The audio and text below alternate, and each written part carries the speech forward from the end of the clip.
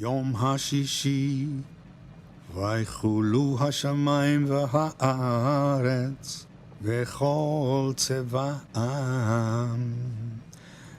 ויכל אלוהים ביום השביעי מלאכתו אשר עשה, וישבות ביום השביעי מכל מלאכתו אשר עשה.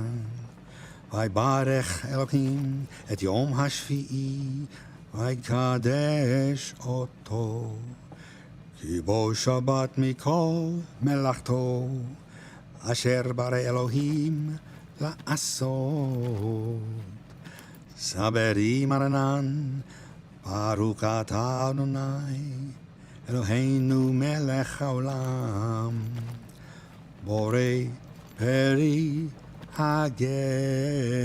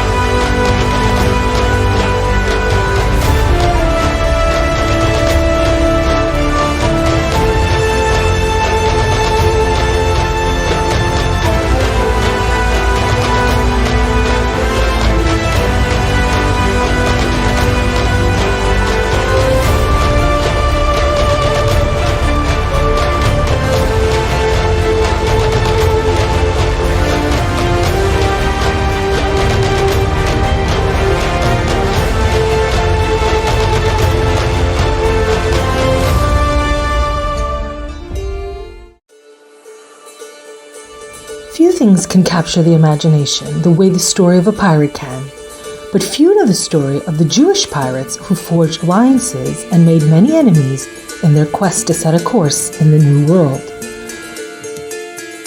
A world where there were no rules and so many consequences.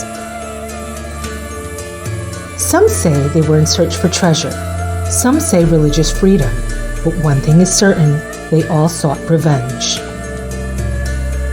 Be forewarned, one wrong move could have you hanging in the gallows. The story of the Jewish pirates is a fascinating subject and truly changed the course of the Conversos' history and where they would find themselves today. Now, while I'll be the first to tell you that their methods of piracy were not for the faint of heart, what few know is that much of the treasure and plunder from the Spanish, Dutch, and British ships were used to fund the relocation of many Jews into the New World. Rum truly was not the only thing being smuggled. Here is a brief history of 4 Jewish pirates in Am Yisrael's history. Moshe Cohen Henriques, a Portuguese Jew operating out of the coast of the Caribbean, would be famously known for helping the Dutch naval officer and folk hero Admiral Pieter Zoonhain of the Dutch West Indian Company to capture the Spanish treasure fleet in the Battle of the Bay of Mantaza in Cuba during the 80 Years' War in 1628.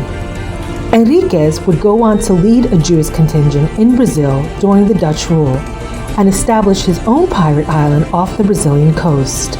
After the Portuguese Empire's recapture of northern Brazil in 1654, Moshe fled South America and ended up as an advisor to Henry Morgan, who was the leading pirate of the time. Even though his role as a pirate was disclosed during the Spanish Inquisition, he was never captured. Rabbi Samuel Pallachi, a Jewish Moroccan-born merchant diplomat whose family originated from Islamic Spain, where his father had served as the Rabbi of Cordoba. Rabbi Pallachi, as envoy, concluded a treaty with the Dutch Republic in 1608 and was appointed as an agent under the Saudi Sultan Sidan Abu Maleh. Pallachi would travel to the newly independent Dutch Republic to discuss diplomatic terms with the Dutch against their mutual enemy, the Spanish.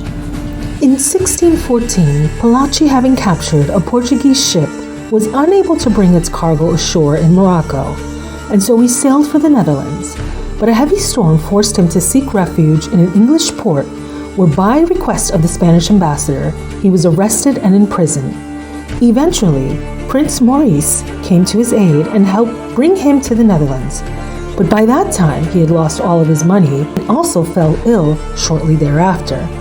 Pallachi eventually died in The Hague in the Netherlands.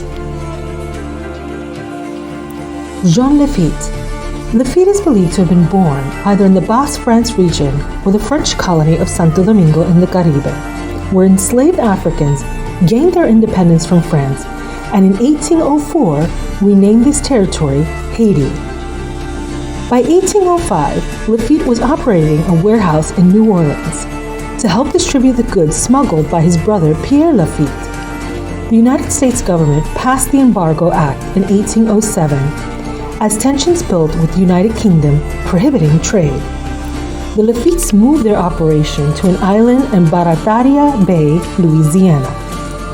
By 1810, their new port had become very successful, and the Lafittes had a profitable smuggling operation and also started to engage in piracy. The Lafittes subsequently became spies for the Spanish during the Mexican War of Independence, and in 1817, Jean founded a new colony in Galveston Island named Campeche.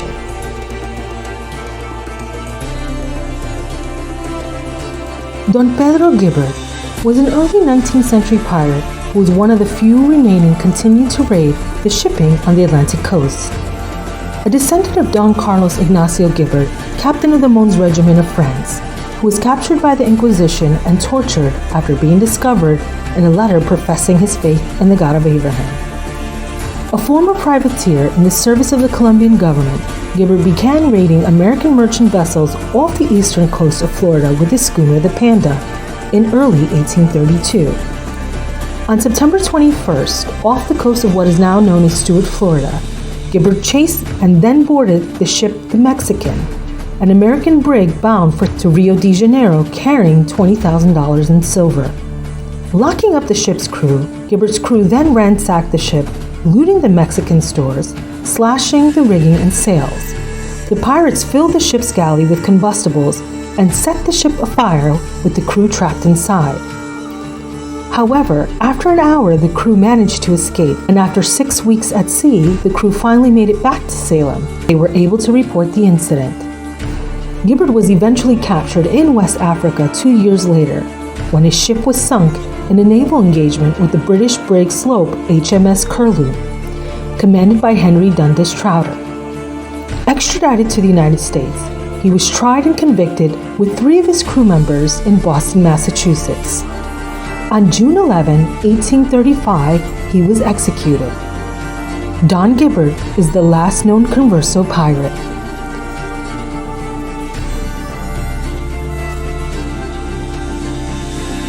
While the reason one went into piracy is pure conjecture, the fact remains for those who chose a life of piracy, they would often find themselves in uncharted waters and in lands they had never known.